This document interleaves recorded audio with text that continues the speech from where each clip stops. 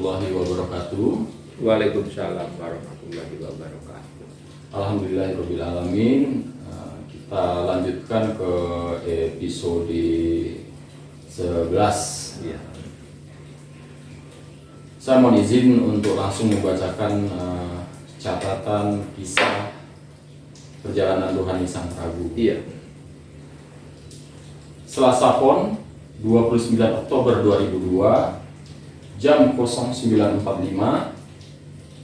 kedatangan Sunan Kudus yang merupakan senopati kerajaan Demak ketika Raja Demak adalah Sultan Trenggono. Kedatangan menghaturkan sembah pangabekti.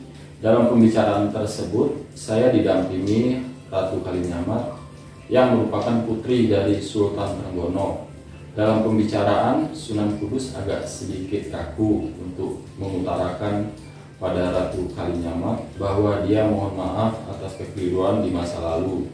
Lalu saya potong pembicaraan tersebut yang sudah, ya sudah, sebab badan Wangdak masih mempunyai sifat nafsu dan kejengkelan. Dan sekarang pinta saya kepada Sunan Kudus, bimbinglah para wadak yang masih hidup untuk berjalan di jalan yang lurus serta diridai oleh Allah Subhanahu wa taala dan dijauhkan dari sifat angkara murka. Setelah itu Sunan Kudus berpamitan pulang. Menurut Ratu Kalinyamat, sampai dia melakukan topo karena sesuatu hal yang dulu dilakukan oleh Sunan Kudus. Lalu saya jawab, sudahlah, yang berlalu biarlah berlalu. Itu perjalanan hidup manusia di dunia fana ini yang penuh dengan cobaan dan rintangan. Jauh dari sifat kesempurnaan, hidup di dunia ini lebih banyak susahnya daripada senangnya.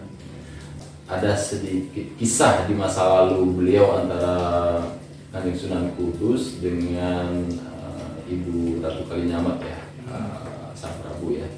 Mungkin kita lanjut aja lah Sang Prabu ya untuk catatan berikutnya. Untuk kisah beliau berdua bisa mencari nanti apa penyebabnya, nanti pemirsa bisa mencari kisah-kisah beliau.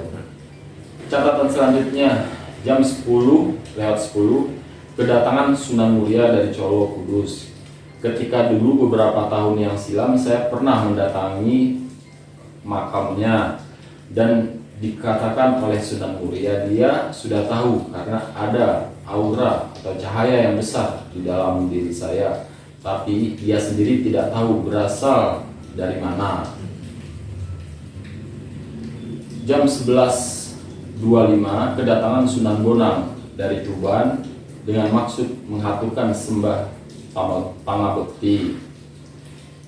Jam 13.20 saya kedatangan Sunan Gunung Jati dari Cirebon dengan maksud mengaturkan sembah pangabekti. Dikatakan bahwa dirinya dengan saya merupakan garis turunan dari Jawa Barat. Meskipun badan wadak saya ini muda, namun di dalamnya lebih tua dari Sunan Gunung Jati. Jam 13.30 kedatangan Sunan Gresik dalam kurung Malik Ibrahim tutup kurung. Ketika itu saya didampingi Sunan Kalijaga yang memang sudah kehendak Allah dirinya selalu mendampingi saya untuk saya ajak pertimbangan atau berdiskusi lah di sini. Di sini kita mulai di perjalanan ruhani Sang Prabu ini. Kalau yang kemarin-kemarin kita lebih banyak ke Prabu, ke Adipati gitu ya. Kita beranjak di sini banyak tamu-tamu dari Wali Songo khususnya. Dan ini juga sudah dikenal oleh masyarakat Nuswantoro tentang perjuangan beliau-beliau dalam menyebarkan ajaran Muslim di Pulau Jawa ini. Mungkin bisa dijelaskan sedikit untuk para wali-waliullah itu ketika ketemu dengan Sang Prabu secara rohani, istilahnya rupawan beliau istilahnya dari rohani beliau itu seperti masa-masa lalu gitu. Iya. Betul ya? Iya, cara berpakainya ya Cara seperti yang digambarin itu. Oh, jubah putih, Jubah, cuma yang iya. yang hitam. Ya ada, kadang-kadang Sunan Kalijaga malah lurik-lurik kadang-kadang. Oh, jadi kalau Sunan Kalijaga itu sering pakai hitam sama lurik-lurik Iya. gitu. Baju yang khas Jawa itu ya. Iya. Jadi di sini memang step by step kalau saya mempelajari dari kitab Perjalanan Tuhani Sang Prabu, dari para adipati-adipati, prabu-prabu, sampai nanti ke waliullah, ke aulia, dan sampai ke tingkatan-tingkatan yang lebih tinggi nanti di catatan berikutnya. Saya lanjutkan untuk catatan berikutnya. Selasa Pon 29 Oktober 2002 jam 21.30 kedatangan Batara Siwa untuk meminta pertimbangan saya mengenai arwah korban peledakan yang masih di tempat kejadian. Menurut saya pada Siwa, kalau arwah mereka dapat mengganggu, kembalikan saja ke tempat asal masing-masing karena budaya dan kebiasaan mereka berbeda dengan adat kita. Saya katakan yang penting sekarang ini bagaimana kita memulihkan keadaan di Bali pasca peledakan. Perbaikan bangunan harus segera dilaksanakan guna meninggalkan kesan yang memilukan yang dapat membawa citra kurang baik di mata dunia luar.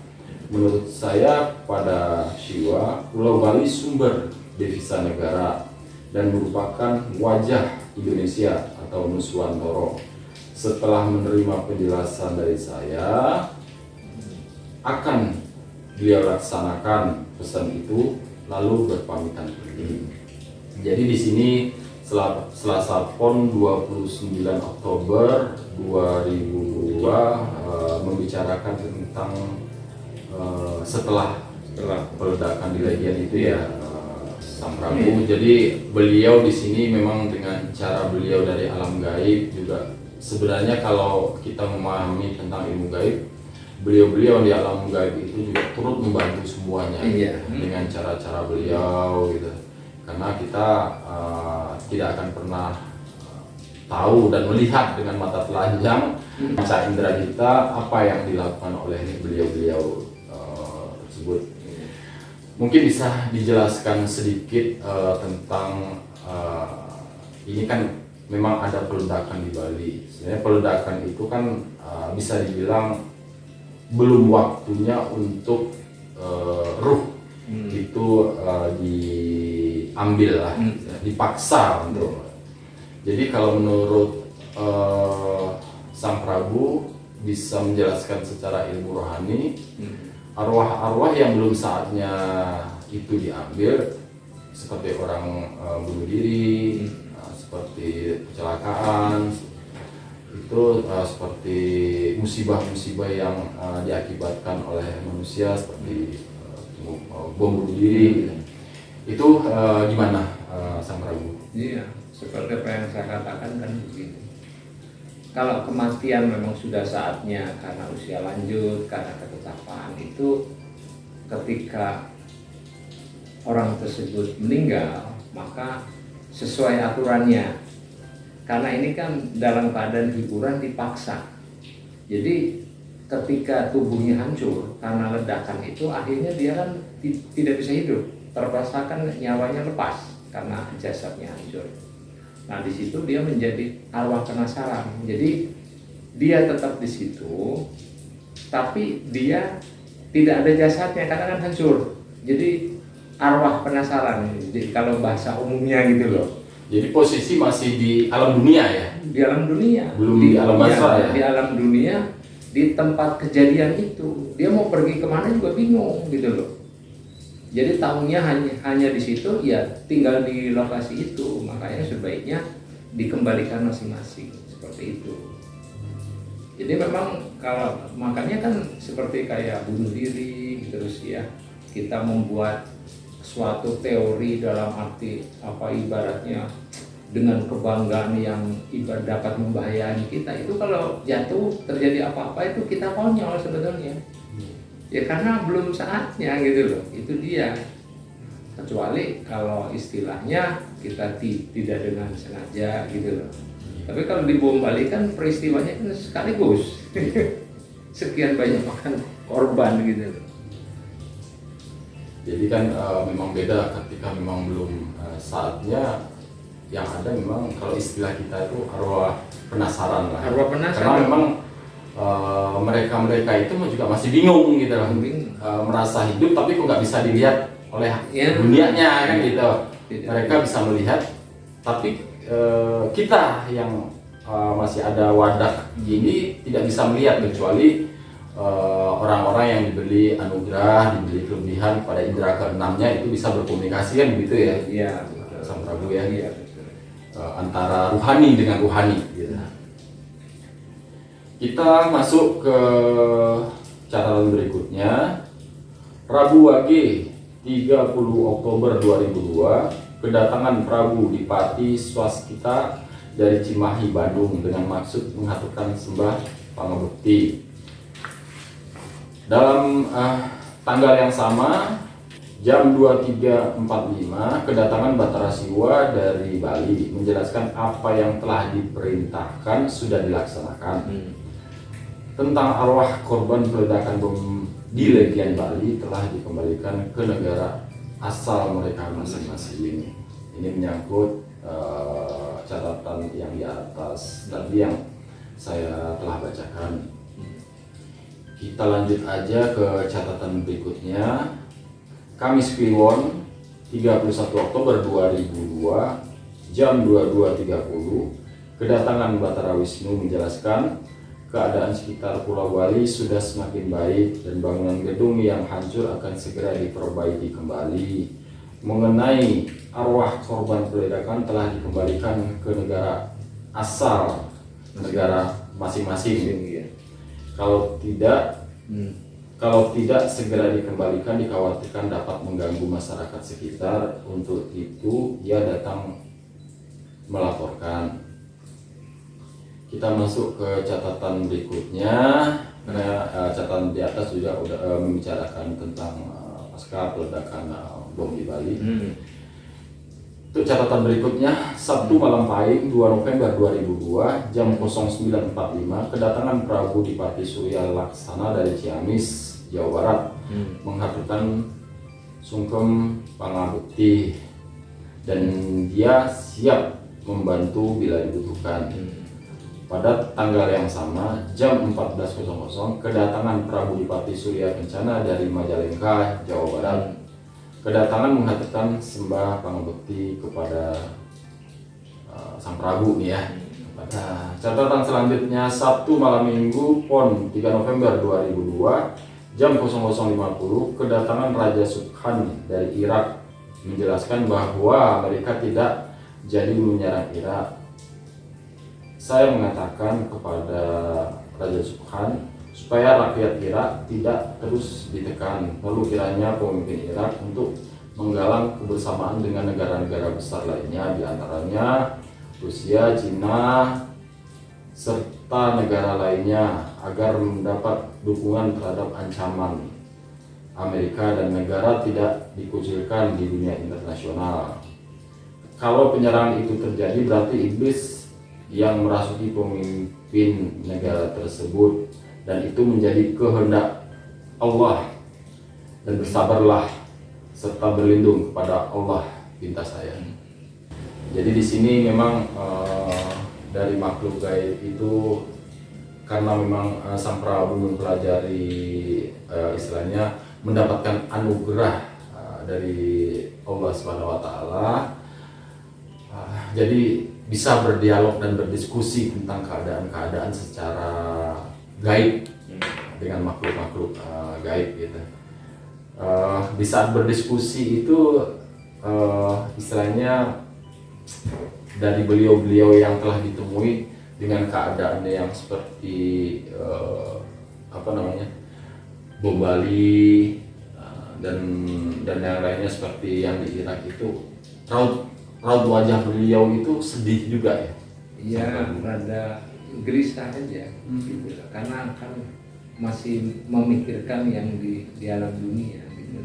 Jadi karena kan keturunannya kan juga banyak di sana. Karena beliau masih mempunyai keturunan di daerah tersebut ya, kalau yang di kalangan manusia yang terdahulu ya. Ya sama halnya para wali kan punya anak turunnya, kadang-kadang juga suka nengok, karena beliau kan seperti burung bebas. Karena kemuliaan itu. Kalau para dewa mempunyai umatnya juga ya. Gitu ya. Jam 03.50 kedatangan Raja Fuad dari Arab mengatakan tugas apa yang harus ia laksanakan, lalu saya minta untuk membantu Raja Subhan.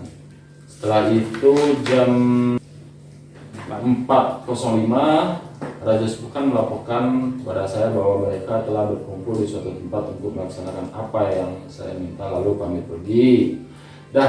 Sampai di catatan tersebut, mungkin terlalu banyak kita membacakan catatan di hari ini. Mungkin bisa menceritakan tentang sesuatu yang dirasa oleh makhluk-makhluk gaib ketika memang daerahnya atau anak cucunya itu mendapatkan musibah gitu.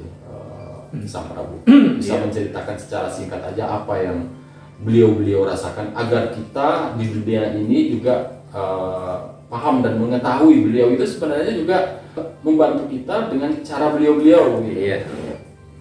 Ya, bagi makhluk golongan manusia yang mendapatkan kemuliaan ya seperti itu, seperti para aulia gitu ya, dia bisa melihat turunannya yang ada dia, kecuali kalau hanya dia tidur panjang sampai hari kebangkitan, mereka kan letaknya kan beda gitu loh, jadi memikirkan gitu loh, jadi tapi tidak memikirkannya sana kan karena posisi alamnya kan beda, tidak seperti tidak ada rasa kebencian, tidak ada, kan sudah terbebas karena jasad ditinggalkan, sifat-sifat seperti itu udah lepas gitu loh, hanya memikirkan itu saja. Tapi semua itu berupaya, tapi kembali lagi semua yang Maha Pencipta Allah Subhanahu wa Ta'ala itu mengizinkan atau tidak, itu aja semua itu. Jadi kalau Allah tidak mengizinkan, apapun tidak akan terjadi. Tapi kalau Allah lebih Maha mengetahui gitu loh apa yang terjadi di alam dunia, karena semesta ini semua dalam skenario Allah Subhanahu wa Ta'ala gitu loh, seperti itu ya. Alhamdulillahirrahmanirrahim, sangat dalam ilmu dan nasihat yang telah diberikan ke kita semua dari Sang Prabu. Mungkin di episode ini kita sudahi dulu untuk membahas dan membacakan dari catatan kisah perjalanan rohani Sang Prabu. Kita lanjut ke episode berikutnya di episode 12. Jadi saya mengucapkan banyak terima kasih kepada Sang Prabu yang telah meluangkan waktu untuk berbagi ilmu, dan untuk menutup episode ini saya ucapkan alhamdulillahirrahmanirrahim. Wassalamualaikum warahmatullahi wabarakatuh. Waalaikumsalam warahmatullahi wabarakatuh.